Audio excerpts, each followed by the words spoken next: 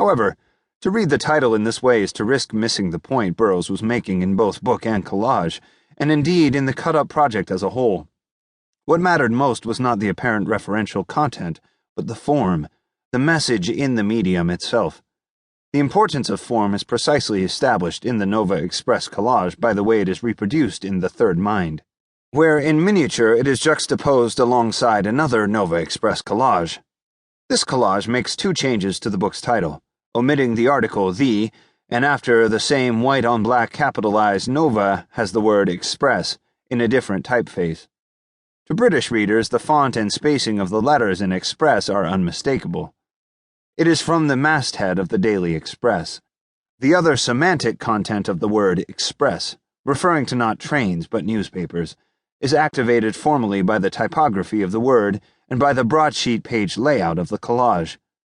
The term nova may refer to a nuclear explosion in white dwarf stars, but Burroughs was well enough versed in astronomy as well as in Latin to know that this was an abbreviation of stella nova, new star, and that nova also designates what is new or news. It was in this double sense that he originally titled his novel The Novia Express.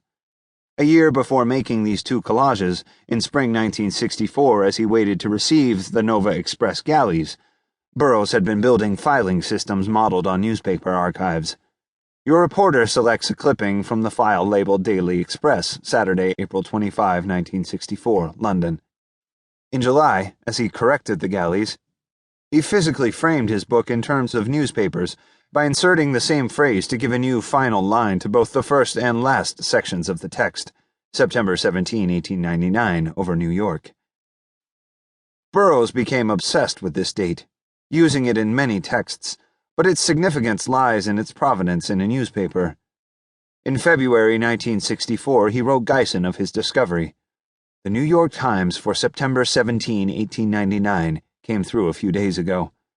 I saw at once that the message was not of content but format. Newspapers are cut up by format. This is the secret of their power to mold thought, feeling, and subsequent events. ROW 139. Restating what he had already made explicit in Nova Express in terms of juxtaposition formulae, our technicians learned to read newspapers and magazines for juxtaposition statements rather than alleged content. Burroughs was inspired to produce his own newspaper format pieces using 3 columns, and during 1964 and 1965 he made many such texts. Although these have always been seen as entirely separate from his book-length cut-up work, the ending of Nova Express insists otherwise. Well, that's about the closest way I know to tell you, and papers rustling across city desks. Fresh southerly winds a long time ago. Those city desks of newspaper offices parallel the section des sucesos in his Nova Express collage, and were a clear reflection of Burroughs's vision in February 1964. Why not write a novel as if you were sitting at the city desk, ROW 143? And those fresh southerly winds would be associated with newspapers in the archives Burroughs later assembled for sale, Folio 108, which he titled Fresh Southerly Winds Stir Papers on the City Desk. Gathers together a dozen mid-1960s newspaper format publications, from The Daily Tapeworm to one called The Nova Express. Burroughs may not have had in mind his late 1950s character, Fats Terminal, who edits a newspaper known as the Underground Express, but Nova Express was definitely underground.